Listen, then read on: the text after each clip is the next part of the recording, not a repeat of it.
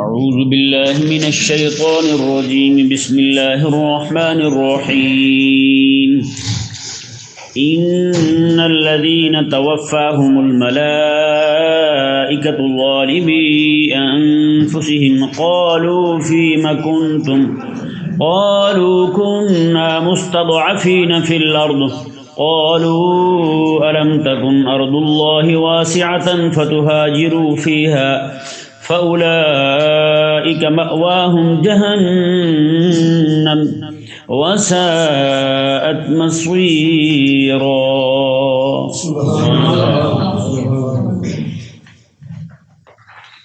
پچھلی آیات کریمہ میں جہاد کا ذکر ہوا، یہاں سے اس پورے رکوع میں ہجرت کا ذکر ہو رہا ہے. ہجرت اور جہاد میں دونوں میں ایک قدر مشترک ہے، دونوں میں مقصود ایمان کی حفاظت ہے، دونوں میں مقصود ایمان کی حفاظت ہے. جہاد بھی اللہ تبارک و تعالی نے قرآن کریم میں ارشاد فرمایا وَقَاتِلُوهُمْ حَتَّى لَا تَكُونَ فِتْنَةٌ، میں کہ تم تب تک جہاد کرتے رہو جب تک کہ فتنہ ختم نہ ہو جائے، جب تک کہ فتنہ ختم نہ ہو جائے. تو اس سے معلوم ہوا کہ فتنہ کیا ہے.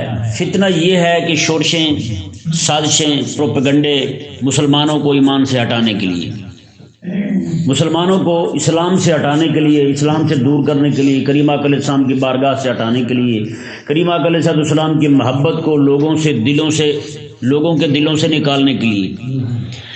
اس طرح کی جتنی بھی سازشیں ہوں گی ان سب سازشوں کے خلاف اللہ تبارک و تعالی نے جہاد کا حکم دیا ہے. فقاتلوا ائمۃ الکفر فانہم لا ایمان لہم، فرمایا اللہ تبارک و تعالی نے کہ کافروں کے جو سرغنے ہیں نا، ان کے جو بڑے بدماش ہیں انہیں قتل کرو. جی، اور ایک آیت مبارکہ جو میں نے ابھی پڑھی آپ کے سامنے، کب تک مارنا ان کو، کب تک ان کے خلاف جہاد کرتے رہنا تم نے، حتی لا تکون فتنہ، جب تک کہ فتنہ ختم نہ ہو جائے. تمہارے مومن جو ہیں، مسلمان جو ہیں، ان کے اسلام لوٹنے کے ان کے جو چکر ہیں سارے کے سارے، ان کے پاس جتنے بھی ہتھیار ہیں وہ سارے کے سارے چھوڑ نہ دیں، یعنی ان سے باز نہ آ جائیں مسلمانوں کے.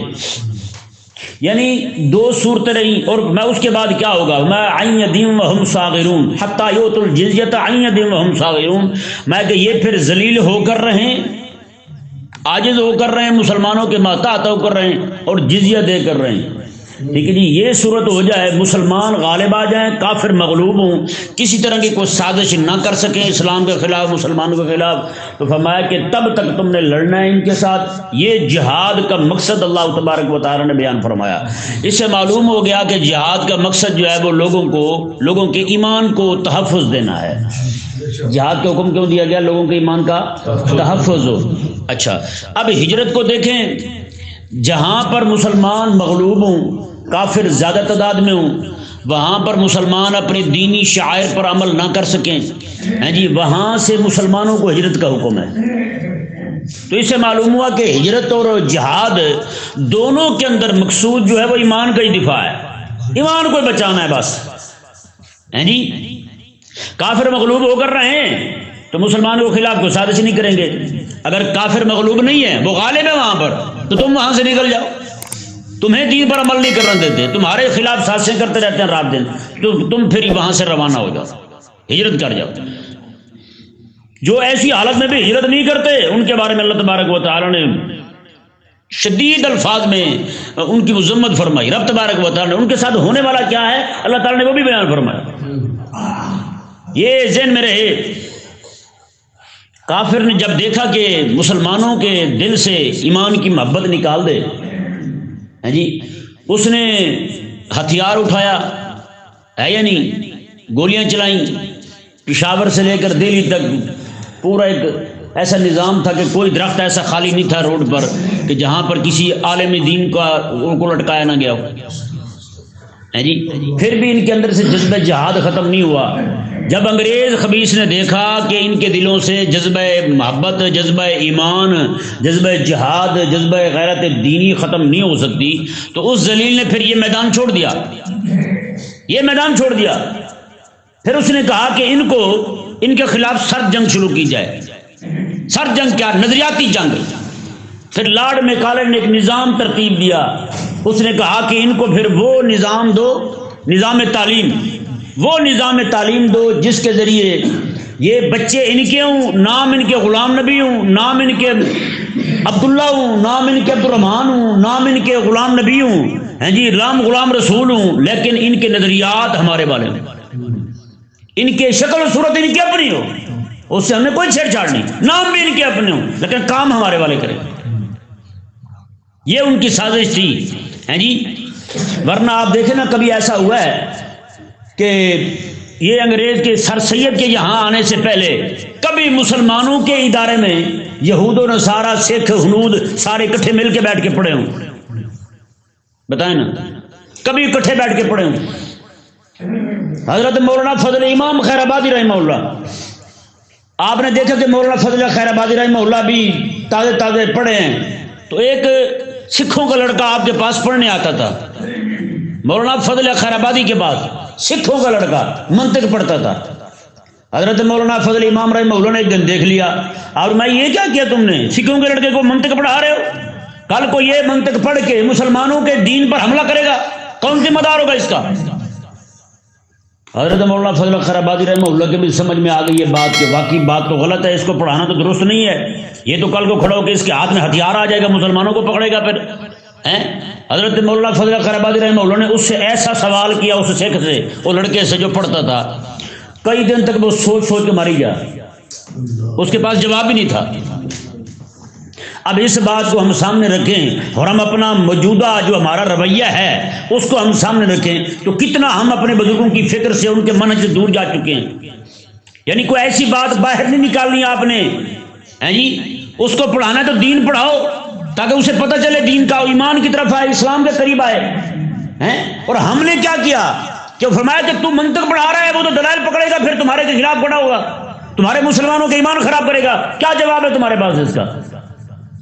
اب آپ ذرا ہم خود اندازہ لگائیں، ہمارے جو مولوی چھوٹے چھوٹے مسئلے لے کر کے فیس بک پہ اڑا رہے ہیں، صحابہ کرام علیہ رضوان کے باہمی معاملات لے کے فیس بک پہ اڑا رہے ہیں، کیا خیال ہے وہاں پہ صرف مسلمان ہی سنتے ہیں؟ فیس بک سے مسلمان دیکھتے ہیں؟ یہودی، ہندو، سکھ، نصرانی، مجوسی نہیں دیکھتے اسے، ہیں جی کافر نہیں دیکھتے اسے؟ تو یہ کیا ہے؟ یہ کافروں کو نہیں ہم خود اپنے ہاتھ کاٹ کے دے رہے ہیں، لو جی ہم پہ حملہ کر لو۔ تیری بہن کا معاملہ ہو، تیرے گھر کا معاملہ ہو تو تم ملا چپ رہے ہیں جی، ملا کا نہیں، سیانے بچے کبھی بات باہر نہیں نکالتے ہوتے، دانا بندے باہر بات نہیں کرتے ہوتے، اور جب بات ہو حضور کے صحابہ کی عزت کی تو تم جناب فیس بک پہ آ کے بھونکنا شروع کر دے، اور یہ فلاں صحابی نے ایسا کیا تو فلاں نے ایسا کیا تو فلاں نے ایسا کیا۔ عجیب بد دماغ لوگ ہیں یار، ان کو عقل ہی نہیں ہے، فہم ہی نہیں ہے ان کو، اور کتنے سارے باہمی معاملات ہیں مسلمانوں کے مسائل، اور وہ مسائل بھی اتنے بڑے نہیں ہیں یار، وہ فقہی مسائل ہیں، فقہی مسائل ہیں، انہی کے ساتھ ان کا تعلق ہے، فروعات کے ساتھ ان کا تعلق ہے، انہی کو پکڑ کر کے اچھال رہے ہیں جی۔ پھر کافر بھی کہتا ہے میں کون سا مسلمان ہو جاؤں جی، بتائیں مجھے بھی۔ خود انہی کے حرکتوں کی وجہ سے جو لبرل ذہن کے لوگ ہیں نا، وہ مزید دین سے دور ہو رہے ہیں۔ وہ بھی کہتے ہیں دیکھو جی مولویوں کو دیکھیں، مولویوں کا حال دیکھیں جی، مولوی کیا کر رہے ہیں، مولوی آپس میں لڑ رہے ہیں، مولوی یہ کر رہے ہیں، مولوی وہ کر رہے ہیں۔ ان غریبوں کو نہیں پتا کہ ان بیچاروں کی روٹی کا مسئلہ بھی اسی میں پھنسا ہوا ہے، چھوٹے چھوٹے مسائل کو لے کے الجھنا، انہی مسائل پہ لڑنا۔ تو ہمارے بزرگوں نے تو یہ طریقہ دیا ہے، تو مولانا فضل امام رحمہ اللہ نے فرمایا، میں کہ تجھے کس نے کہا ان کو پڑھا، اس کو پڑھا منطق، تو منطق پڑھائے گا تو یہ تو کل وہ کھڑا ہو کے یہ کرے گا، ہمارے خلاف اعتراضات کرے گا، ہماری عوام کو گمراہ کرے گا، بے دین کرے گا ان کو۔ تو اب دیکھیں یہ ہمارے بزرگوں کا طریقہ تھا، لیکن آج کیا ہوا ہے بھائی، انگریز نے نظریاتی جنگ شروع کی ہے جی، آج وہی مسلمان ہیں۔ ایک مولوی صاحب کہنے لگے جی یہودی اسرائیل میں بیٹھا ہے، نصرانی امریکہ میں بیٹھا ہے، میں یہاں بیٹھ کے اس کے خلاف کیوں بولوں؟ میں نے کہا وہ وہاں بیٹھا ہے، ٹائی اس کی تیرے بچے کے گلے میں ہے، ٹائی اس کی تیرے بچے کے گلے میں ہے، وہ وہاں بیٹھا ہے، آکسفورڈ کا نظام تعلیم ہمارے یہاں رائج ہو چکا ہے، تیرے یہاں رائج ہو چکا ہے، وہ وہاں بیٹھا ہے، تیرے مدرسے میں، تیرے سکول میں جناب اس کا نظام پڑھایا جا رہا ہے، اس کا نظام تعلیم نافذ ہو چکا ہے۔ اب مولویوں پر لازم ہو چکا ہے جب تک انگریزی نہیں آئے گی نماز نہیں پڑھا سکتا۔ بتائیں بھائی، آپ اس سوسائٹیوں میں چلے جائیں، وہاں کہتے ہیں مولوی صاحب انگریزی آتی ہے۔ ایک جگہ ایسے میں گیا جب مسجد کے معاملے میں، تو مجھے کہنے لگا جی انگریزی آتی ہے آپ کو؟ میں کہا جی توڑے کو نماز انگریزی پڑھانے میں، نماز کھڑوں کا 11-12 پڑھنا۔ عجیب بد دماغ لوگ میں انگریزی، ان کا مطلب یہ ہوتا ہے کہ جب انگریزی پڑھ کے آئے گا نا اس کا ایمان پلپلا ہوگا کم از کم، جس نے خالص دین پڑھا ہوگا، جو مدرسے کا پڑھا ہوگا، اس نے تو بات غیرت کی کرنی ہے، اس کے نزدیک اہمیت دین کی ہوگی۔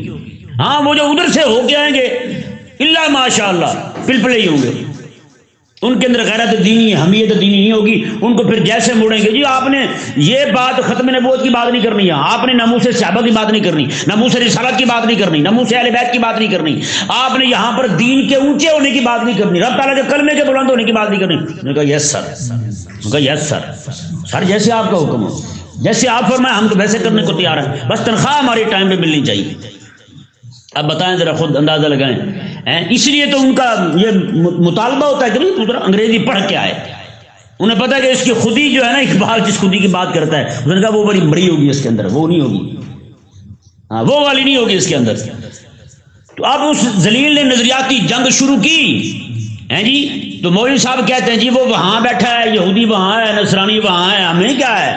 میں نے کہا جی وہ وہاں ہے، یہودی نصرانی وہاں ہے، کرسمس یہاں ہے، کرسمس کا کیک تیرے مسلمان کاٹ رہے ہیں، وہ وہاں ہے، مسئلہ کیا ہے؟ نہیں کچھ بھی نہیں ہوتا بھائی۔ تو میں نے کہا اپریل فول اس کی یہاں ہے، ویلنٹائن ڈے اس کی یہاں ہے، سارا کچھ اس کا یہاں ہے جی۔ میں نے کہا تیری اپنی جو لباس ہے تیرا وہ سارا غائب ہو گیا، اس کی پینٹ یہاں آ گئی ہے یا نہیں؟ تیری کتابیں پڑھنے سے لوگ دور ہو گئے، فیس بک دیکھنے لگ گئے۔ میں نے کہا وہ کہتے وہ وہاں ہے یہاں، ہم اس کے خلاف کیوں بولے؟ میں نے کہا مولوی صاحب ذرا آنکھیں کھولے، کبوتر کی طرح آنکھیں بند کرنے سے کچھ حاصل ہونے والا نہیں ہے، ذرا آنکھاں پٹ سونے تینوں جسے کہ نہیں؟ ہاں جی دور ہے نا۔ میں نے کہا پہلے یہاں والد صاحب ہوتے تھے، اب یہاں بھی ڈیڈی ہو گئے ہیں، وہ وہاں ہے، ڈیڈی یہاں آ گئے۔ میں نے کہا امام اہل سنت امام محمد رضا خان فاضل بریلوی رحمہ اللہ نے فتح بری میں فرمایا، آپ فرماتے ہیں سر سید کے سکول کی تعلیم کا حال یہ ہوا ہے، کہتے ہیں ابھی تو آدھا پڑھے ہیں اس نظام کو، جنہوں نے آدھا پڑھا ہے کہ اعلیٰ حضرت فرماتے ہیں وہ آدھے انگریز بن چکے ہیں، آدھے نصرانی بن چکے ہیں، نیم نصرانی بن چکے ہیں۔ باتیں جب آدھے کا یہ حال ہے، پورا پڑھیں گے تو کیا حال ہوگا؟ پورا پڑھیں گے تو کیا حال ہوگا؟ اب بتائیں نا، ابھی سر سید کا جو ادارہ تھا اس کے اندر پڑھنے والے کون تھے؟ مسلمان تھے نا۔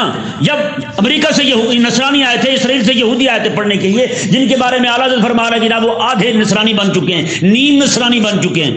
نیم نصرانی یہی بنے تھے مسلمانوں کے بچے، انہی کے بارے میں اعلیٰ حضرت نے فرمایا میں یہ دین کا مذاق اڑاتے ہیں۔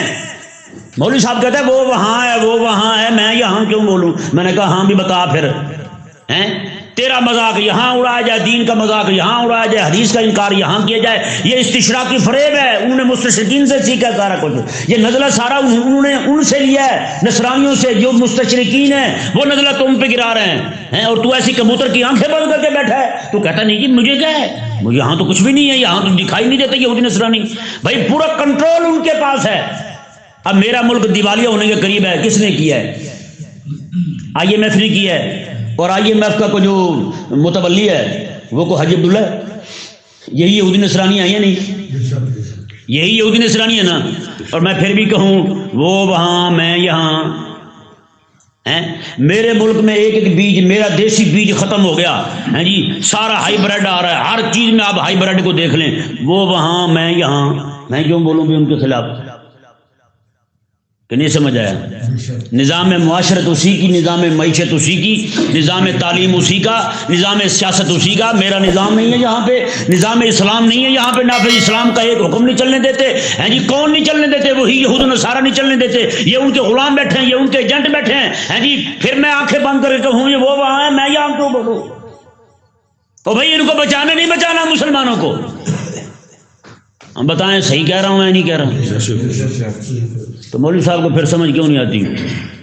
وہ مولوی صاحب بہشتی اللہ تعالیٰ اسے جنت میں جگہ دے، اس نے میرے خلاف ایک کلپ جوڑا ہے، اس نے کہا یہ عجیب بندہ ہے بھائی۔ میں نے کہا مولوی صاحب تیری آنکھیں نہیں کھلی، دو چار تجھے لگیں گی نا، جب دو چار لیبروں نے تجھ پہ حملہ کیا تو اصل میں دیکھتا نہیں ہے نا، تیری آنکھوں میں پٹی بندی ہے، کاش کہ تیری آنکھیں کھلیں، تجھے دکھائی دے، تجھے نظر آئے کہ اسلام کے خلاف کیا کیا سازشیں ہو رہی ہیں جی۔ اچھا وہ وہاں ہے تو یہاں ہے، تو پھر بولنے کی ضرورت نہیں۔ تو قادیانی کو کس نے اٹھا رکھا ہے آج تک؟ قادیانی کو کون سپورٹ کر رہا ہے؟ ہاں جی میرے ملک کے اندر قادیانیوں کے بڑے بڑے ادارے کھل گئے ہیں، بڑی بڑی مساجد کھل گئی ہیں۔ اگر ایک مولانا صاحب آئے بیچارے میرے پاس، وہ بتانے لگے کہ ایک مسجد میں وہ ہوتے ہیں، اس مسجد میں جناب تھوڑے سے گھر ہیں اپنے مسلمانوں کے، باقی سارے قادیانیوں کے۔ کہتے ہیں میں ایک جلسے پہ گیا ہوا تھا رات کو، تو رات کو انہوں نے کیا کیا، قادیانیوں نے ایک بھینس کو گولی مار دی، ایک بندے کی پتنی گولی تھوڑی سی چھوڑ دی اس کی طرف، تو میرے پہ پرچہ کروا دیا۔ 6 مہینے بیچارے وہ جناب بھاگتے رہے اسی طرح کہ اس نے جناب گولی چلائی۔ وہ کہتا میں وہ تھا ہی نہیں اس رات کو۔ بتائیں ابھی میں کہوں کہ وہ تو ربوے میں ہیں، میں یہاں ہوں، میں یہاں کیوں بولوں؟ میں نے کہا یہ تو تیری فکری غلط ہے خدا کے بندے۔ حضرت سیدنا ان کو دیکھنا، حجاج بن یوسف ظالم تھا نا جی، نہید نام کی خاتون نے سندھ سے خط بھیجا تھا، مجھ پہ ہندو راجا جو ہے وہ حملہ کر رہا ہے، آپ مہربانی کریں مجھے بچائیں، مجھ پہ حملہ کرنا چاہتا ہے۔ وہاں سے اس نے اپنے 18 سالہ بھتیجے محمد بن قاسم کو بھیجا تھا۔ وہ بھی کہتا وہ وہاں میں یہاں، میں کیوں آؤں؟ میں کیوں آؤں؟ دشمن جہاں بھی ہو، میں نے کہا یہ تو منہج نبوت کے خلاف ہے بھائی۔ اگر وہ وہاں بھی ہے، جب ایک کافر نے کہا تھا کہ میں مدینے پہ حملہ کرنے لگا ہوں، میرے آقا علیہ السلام میں تو کیوں آتا حملہ کرنے؟ میں آ رہا ہوں۔ میرے آقا علیہ السلام 30,000 صحابہ کو لے کے سخت گرمی میں، تپتی دھوپ میں، این کھجوریں پکی ہوئی ہیں صحابہ کرام رضوان کی، پورے سال کا نظام میں معیشت اسی پہ چلتا ہے حضور کے صحابہ کا، کھجوریں چھوڑ کے آقا علیہ السلام وہاں سے تبوک روانہ ہو گئے۔ میں تو کیوں آتا؟ میں آ رہا ہوں چل کر۔ 30,000 صحابہ کو لے کے حضور وہاں روانہ ہوئے۔ حضور بھی کیا دیتا تو وہاں میں یہاں، ہاں جی یہ کیا ہوگا؟ ہاں جی ابو سفیان کا قافلہ گزرنے لگا، آقا علیہ السلام مدینے سے سفر کر کے بدر جا پہنچے آقا علیہ السلام۔ ہاں جی عہد کا معاملہ آیا تو اس وقت بھی آقا علیہ السلام نے فرمایا کوئی نہیں چلتا نہ چلے، میں جا رہا ہوں۔ حضور بھی فرماتے وہ بیٹھے رہے، ہمیں کیا ہے؟ نہ یہ اسلام، یہ نبوت کے منہج کے خلاف ہے بھائی۔ بات یہ دشمن کو جتنا بھی آپ کمزور سمجھیں گے نا، جتنا بھی کمزور ہو، کبھی بھی اسے کمزور نہ سمجھیں، وہ کسی بھی وقت حملہ کر سکتا ہے۔ یہ تو بھائی اتنا منہ پھٹ دشمن ہے آپ کا، آپ کی ہر ایک چیز کو نگل چکا ہے۔ ہاں جی وہ شریف لوگ جو ہیں، ان کی بیٹیاں جو گھروں سے باہر نکلتی تھی، آج وہ ٹک ٹکر بنی ہوئی ہے۔ اتنی بے حیائی کس نے پھیلائی ہے ہماری قوم میں؟ ہاں جی آپ کے میڈیا کو جناب یہودی پیسے دے رہا ہے۔ امریکہ کے اوباما نے خود اعتراف کیا تھا اس بات کا کہ ہم جناب پاکستانی میڈیا کو اتنا پیسہ دے رہے ہیں تاکہ یہ اسلام کے خلاف جتنا ہو سکے لوگوں کے ذہن سازی کریں۔ تو بتائیں نا، ٹرانسجنڈر ایکٹ، ہاں جی مرد سے شادی کر سکتا ہے، عورت سے شادی کر سکتا ہے، یہ بل کہاں پاس ہوا ہے اور کس نے پاس کروایا؟ یہ تو فکری یہود و نصارہ کی ہے، میرے ملک میں کیوں پاس ہو گیا؟ ہاں جی گستاخ کو کوئی سزا نہیں ہو سکتی، یہ تو نظریہ کافروں کا ہے، مسلمانوں کا تو نہیں ہے۔ مسلمانوں کے نزدیک تو صرف ایک ہی بات ہے، ہاں جی گستاخ رسول کی ایک ہی سزا، سر تن سے جدا، یہی ہے بس۔ ہاں جی تو نے کیا کیا؟ یہ سارا کچھ جو وہاں سے یہاں آ رہا ہے، تو مولوی صاحب آنکھیں بند نہ کریں، تھوڑا سا آنکھ پٹ سونے، ہاں لاہور آ گئے، کہتے نہیں کہتے لاہور پہنچا ہے، ذرا آنکھ پٹ، آنکھ کھول ذرا، تیری آنکھوں میں پردے پڑے ہیں غفلت کے، نہ کر ایسے۔ ہاں جی کوئی بندہ چلو بولنے لگا ہے تم میں، کوئی بندہ جو ہے تمہارے لوگوں کو آگاہی دینے لگا ہے ان یہود و نصارہ کے فتنوں سے، تو خدا کے لیے معافی دے دو یار اسے۔ تم کہتے ہو جیسے تم جناب حلوے کی دیگ پہ بیٹھے ہو مل مار کے، اسی طرح وہ بھی بیٹھ جائیں، وہ بھی جناب رسول اللہ علیہ السلام کی امت کے بچانے کی بات نہ کریں۔ اللہ اکبر کبیرہ۔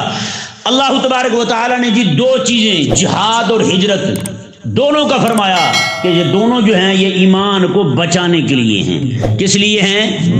ایمان کو بچانے کے لیے۔ کوئی بندہ ہجرت کرے کسی علاقے سے، لیکن اس لیے کرے کہ یہاں پہ کافر کاروبار نہیں کرنے دیتے، چلو فلاں علاقے میں جا کر کاروبار کرتا ہوں، تو اس کی ہجرت صورتاً چاہے ہجرت ہو لیکن حقیقت میں ہجرت نہیں ہے۔ یہ مشکات شریف میرے پاس موجود ہے، کریم آقا صلی اللہ علیہ وآلہ وسلم کا فرمان شریف، امام صاحب مشکات نے اس حدیث پاک کو کتاب الایمان میں نقل کیا ہے۔ حضرت عمر رضی اللہ تعالیٰ عنہ راوی ہیں، آپ فرماتے ہیں کہ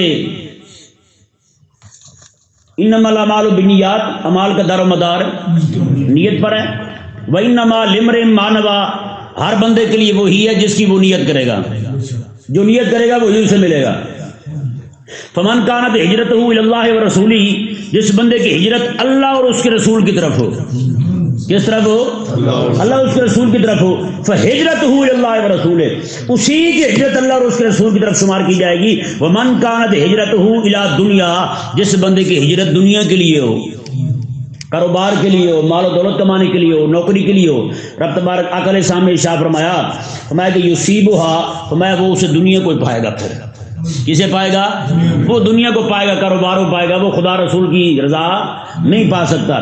اگر میں وَإِمْرَا، اور جس بندے کی ہجرت عورت کی طرف ہو، عورت کے لیے ایک ملک چھوڑ کے دوسرے ملک چلا گیا، ایک شہر چھوڑ کے دوسرے شہر چلا گیا، میں کہ يتزوجها، اسے شادی کر لے گا. فہجرتہ الی ما ہاجر الیہ، بس اس کی ہجرت اسی کی طرف ہی ہوگی جس طرف اس نے ہجرت کی ہے، جس طرح اس نے ہجرت کی ہے. یعنی کسی جگہ پہ کوئی بندہ ایسا ہے واقعی اس کے ایمان کو خطرہ ہے، لیکن بھی نماز نہیں پڑھنے دیتے، روزہ نہیں رکھنے دیتے، باقی جو اعمال شرعیہ ہیں وہ اسے بجا لانے نہیں دیتے، تو وہاں سے ہجرت کر کے دوسرے مسلمانوں کے ملک میں چلا جائے، مسلمانوں کے علاقے میں چلا جائے، وہاں جا کے بھی اس کی حرکتیں ایسی ہوں، نماز بھی نہ پڑھے، روزہ بھی نہ رکھے، تو اس کی ہجرت بھی حقیقت ہجرت ہے، یہ بھی ہجرت اس کی صورت ہجرت ہے. بس جیسے ہندوستان سے ہجرت کر کے یہاں آئے، اتنی بڑی ہجرت کی انہوں نے، لاکھوں لاکھ بندے مروائے کہ یہاں آ کر ہم حضور کا نظام نافذ کریں گے، رسول اللہ علیہ السلام کا نظام نافذ کریں گے. تو یہاں آ کر کیا کیا انہوں نے؟ انگریز کا نظام نافذ کر دیا. جی وہاں انہوں نے یہ اس لیے اعلانات کیے تھے کہ یہاں آ کر ہم جناب، وہاں پہ ہندو جو ہیں، عوام مسلمان یہی کہتے تھے کہ ہندو نماز کے بعد ڈھول بجاتے ہیں دروازے کے باہر، نماز میں خلل پڑتا ہے، وہ یہاں آ کر نماز ہی نہ پڑھے، تو پھر کون سی ہجرت ہوئی اس کی؟ جی ہجرت کون سی ہے اس کی بلا در بتائیں یار. تو ہجرت تو نہ کی اس نے، ہجرت کی تھی اس لیے کہ خدا رسول کا نظام نافذ کریں گے، اسی کے مطابق زندگی گزاریں گے، پھر پوری دنیا پر غلبہ پائیں گے. یہ اعلانات بھی یہی ہوئے تھے، لیکن اب کیا کیا انہوں نے؟ جی وہ سب کے سامنے ہے، کفر کا قانون نافذ کر دیا. جیسے وہاں مجھے تو لگتا ہے یہ انگریز نے ایک سازش کی کہ مسلمان جو ہیں آدھے ادھر رہ جائیں، آدھے ادھر آ جائیں. کچھ لیڈروں سے خریدے کہ تم کہو کہ تم ادھر ہی رہو، کچھوں کو کہا کہ تم ان کو ادھر لے جاؤ. ہاں جی وہ آدھے ادھر آ گئے، آدھے ادھر ہو گئے. انہوں نے کہا چلو ان کی جو یونٹی ہے نا، وہ کیا کہتے ہیں، اتحاد ہے ان کا، وہ توڑا جائے، وہ توڑا جائے، کہا کہ آدھے ادھر ہوں آدھے ادھر ہوں. ہاں جی انہیں ہندوؤں کے ہاتھوں مروائے، انہیں پھر انگریزوں کے ایجنٹوں کے ہاتھوں مروائے. دونوں مار کھائیں، دونوں کو پڑ رہی ہیں، اب وہ بھی مار کھا رہے ہیں، ہم بھی مار کھا رہے ہیں. ہاں جی ہے یا نہیں؟ یہ تو شکر ہے ہمیں سمجھ نہیں آ رہی اس مسئلے کی. چلو خوش دلی کے ساتھ ہم 14 اگست منا لیتے ہیں، ورنہ اس بات کی سمجھ آ جاتی تو 14 اگست والے دن بھی ہم دکھی ہوتے، ہے یا نہیں؟ 14 اگست والے دن خوشی منا رہے ہوتی پوری قوم. ہاں جی دل دل پاکستان، جان جان پاکستان. کوئی نہیں پتہ کہ ہمارے ساتھ ہاتھ کیا ہوا ہے، نعوذ باللہ من ذالک. اگر دن کوئی علماء آئے ہوئے تھے، میں نے انہیں یہ کہا کہ میں نے کہا یار یہ بتاؤ، آپ کا گھر ہو، ہاں جی آپ کا گھر ہو پورے کا پورا، آپ سے کوئی بندہ چھین لے، آپ کے پورے گھر پہ قبضہ کر لے، قبضہ کرنے کے بعد آپ جناب مقدمہ دائر کر دیں، رولا ڈالیں، احتجاج کریں، جی مجھے واپس دیا جائے، مجھے واپس دیا جائے. جب وہ واپس کرنے لگے تو پورے کا پورا آپ کو دے جائے گا یا آپ اسے کہیں گے مجھے تقسیم کر کے دے جائیں؟ پورے کا پورا آپ کو بنتا ہے نا، جب لیا اس نے آپ سے ہے تو آپ کو ہی دے گا. یہ تھوڑی ہے کہ جناب وہ بعد میں اس سے باقی سارے کا سارا مکان کسی اور کو دے دے، آپ کے دشمن کو، اس میں سے بیت الخلاء کی جگہ آپ کو دے دے، کہیں جی یہ آپ کا بنتا ہے اور آپ راضی ہو جائیں، اسی پہ 14 اگست منا لیں. کہتا کبھی نہیں ہوگا. میں نے کہا پورا ہندوستان، پاکستان اسی میں شامل ہے، ہندوستان اسی میں شامل ہے، برما اسی میں شامل ہے، چائنا کا ایک بہت بڑا صوبہ اسی میں شامل ہے، بنگلہ دیش اسی میں شامل ہے. یہ پورے علاقے پہ حکومت جو ہے نا اورنگزیب عالمگیر رحمہ اللہ سے، اس سے بہت عرصہ پہلے سے مسلمانوں نے جب 1000 سال حکومت کی ہے، وہ ساری حکومت چلتی آ رہی تھی بہادر شاہ ظفر کے پاس سے، سارا علاقہ اس سے انہوں نے چھینا ہے. اب بتا بھی چھین رہا ہے بہادر شاہ ظفر سے اور دے رہا ہے باقی سارا جناب ہندوؤں کو، مسلمانوں کو تھوڑا سا دے رہا ہے. کیوں؟ وہ تو چور تھا، وہ تو ڈاکو تھا، وہ تو غاصب تھا انگریز، وہ کیوں بانٹ کے دے رہا ہے آپ کو؟ آپ کیوں راضی ہوئے اس کی تقسیم پر؟ یہ بتائیں مجھے. انگریز تقسیم کر کے دے یار آپ کو، وہ تو غاصب ہے، وہ تو ٹھگ ہے آپ کے نزدیک، وہ تو چور تھا آپ کے نزدیک، اس نے تو قبضہ کیا ہوا تھا، آپ اسے کہہ رہے ہیں تقسیم کر کے دے جائیں ہمیں تاکہ ہم لڑے نا. غاصب جو ہے وہ صلح کروا رہا ہے آپ کی. اور اس ذلیل نے پھر جناب وہ کشمیر والا رولا درمیان میں رکھ دیا. ہاں جی یہ ظلم مزید کیا اس نے. اندازہ لگائیں اس کو، جب آدھا حصہ ادھر دے رہا ہے، آدھا حصہ وہ سمندر کے پار دے رہا ہے. ہاں جی آدھے ادھر جا کے رہو، آدھے ادھر جا کے رہو، یہ دونوں پاکستان بن گئے. اندازہ لگائیں آپ. اور پھر آج بچا ہی کیا ہے ہمارے پاس یار؟ سارا وہ جگہ کوئی چیز ہوتی ہے نا، دیوار ہوتی ہے گرنے والی ہوتی ہے، وہ بھرتی بھرتی بھرتی بھرتی بلا کر گر جاتی ہے، اس طرح کر کے بہت سارا بھور لے انہوں نے ہمارا، کیا بچا ہے ہمارے پاس بتائیں یار؟ کاش کہ ہم لوگ یہ سمجھیں، یہ حقائق ہیں بھائی، ان حقائق سے آنکھیں بند کر کے ہم جب نعرے لگاتے رہیں جناب یہ ہو گیا وہ ہو گیا، تو یہ خوش فہمی ہے اور کچھ بھی نہیں ہے۔ بہرحال اللہ تعالیٰ ہمیں سمجھنے کی توفیق عطا فرمائے۔ تو یہ بھی ہجرت جو ہے نا، اگر وہاں سے ہجرت کر کے عوام جو آئی تھی بیچاری، ان کی نیتیں نیک تھی، ان کی نیتیں نیک تھیں، اگر وہ یہاں آ کر پھر جناب راضی ہو گئے اسی کافر فرنگی کے نظام پر، تو پھر ان کی ہجرت حقیقتاً ہجرت نہیں ہے، یہ صورتاً ہجرت ضرور ہو سکتی ہے، حقیقتاً ہجرت نہیں ہے۔ یہ ذہن میں رہے مسئلہ۔ عوام جو نیت کر کے آئی تھی اللہ تعالیٰ ان کو جزا دے گا، باقی جو لوگ ملے ہوئے تھے ان کے ساتھ ان کا معاملہ اللہ تعالیٰ کے سپرد ہے جی۔ اللہ تبارک و تعالیٰ نے ارشاد فرمایا، یہ آیت مبارکہ دیکھیں جی، ان الذین توفاہم الملائکۃ ظالمی انفسہم قالوا فیم کنتم، میں بے شک وہ لوگ جو ظالم ہیں، اپنے آپ پر ظلم کرنے والے ہیں، جب ان کی موت کا وقت آتا ہے نا تو فرشتے انہیں تنبیہ کرتے ہوئے ڈانٹتے ہوئے کہتے ہیں فیم کنتم، ہاں میں تو کہاں رہا تھا، تو نے ہجرت کیوں نہیں کی یہاں سے؟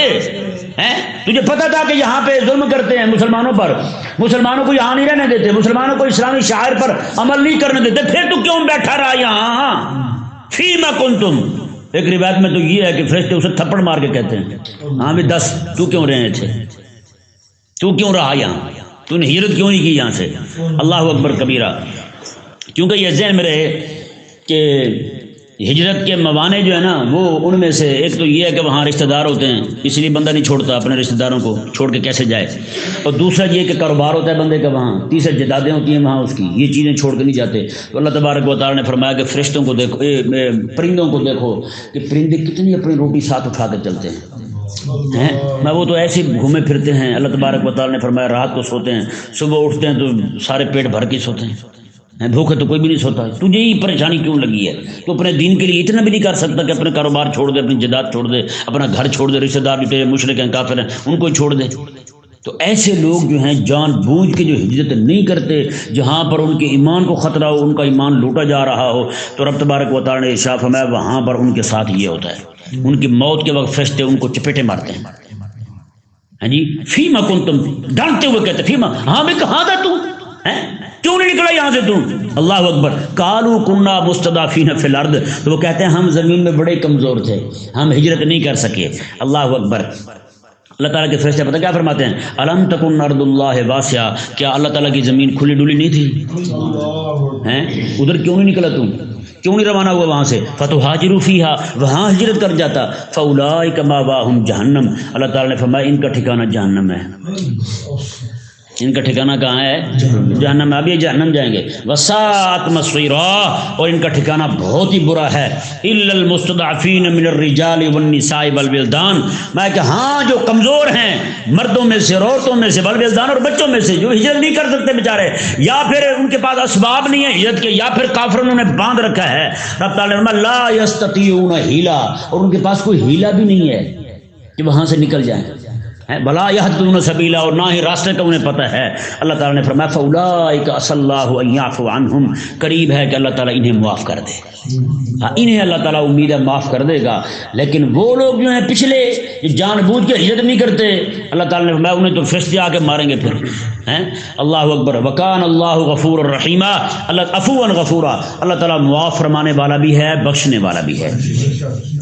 یہ حضور کے صحابی تھے، ایک آقا علیہ السلام کے غلام تھے، گھر سے روانہ ہوئے ہجرت کرنے کے لیے، بالکل چل نہیں سکتے تھے، وہ گھر والوں کو کہا کہ مجھے چار پہی کو اٹھا کے لے چلیں، میں حضور کی طرف جانا چاہتا ہوں، ہاں جی۔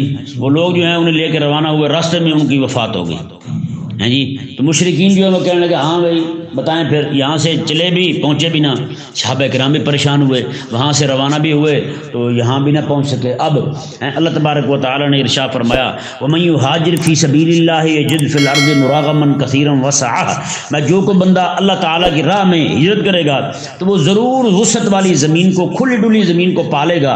وَمَن يَخْرُجْ مِن بَيْتِهِ مُهَاجِرًا إِلَى اللَّهِ وَرَسُولِهِ، اور جو کوئی بندہ اللہ اور اس کے رسول کی طرف ہجرت کرتے ہوئے نکل پڑے، ثم ثم یدرکہ الموت، پھر اسے موت آ جائے، فقد وقع اجرہ علی اللہ، اس کا اجر اللہ نے اپنے ذمہ کرم پہ لے لیا ہے، اللہ نے اپنے ذمہ کرم پر لے لیا، اللہ تعالیٰ اسے اجر عطا فرمائے گا۔ وکان اللہ غفور الرحیم، اللہ تبارک و تعالیٰ بخشنے والا بڑا ہی مہربان ہے۔